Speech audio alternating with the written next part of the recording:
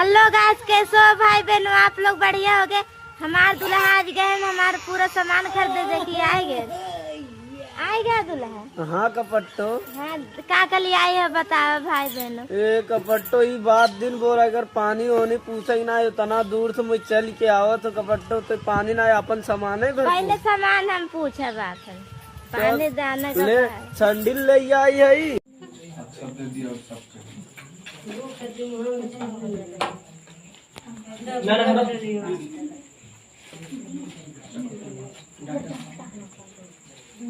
अच्छा ताजा ही है जैसे